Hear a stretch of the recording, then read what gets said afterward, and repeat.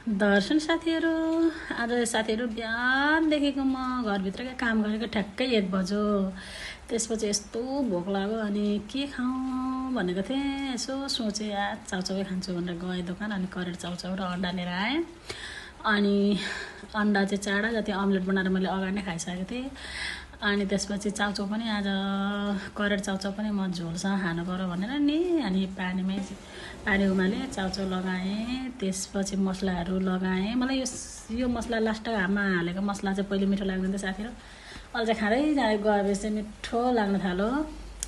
त्यसपछि सबै मसला हालेर मिक्स गरेँ अनि अन्डा पनि फाल्टो फेरि पकाउन अल्छी लागेर अन्डा पनि त्यही झोलमा लगाएर पकाएँ। त्यसपछि हावाहुरी बतास यस्तो आएको थियो साथीहरू। अनि तल आएँ, सबै झ्यालहरू लगाएँ। हेर्नु न हाम्रो किचन सबै पानी चुहिएर टिन पनि सबै दुलो परिसक्यो हो साथीहरू। पानी चुहिन्छ किचनमा पनि। अनि नानीलाई पनि चिज बल ल्याइदिएको थिएँ। अनि फाइनली मेरो चाहिँ चाउचाउ पाकिसक्यो। अनि हजुरहरूलाई यसो हल्का चलाएर देखाइदिएँ साथीहरू। त्यसपछि चाहिँ मैले कोक पनि गिलासमा हालेर नानी तल सुतेकी थिएँ अनि म तलै आएँ लिएर। मेरो नानीलाई मैले चिज बल पनि ल्याइदिएको थिएँ, राखिदिन्छु।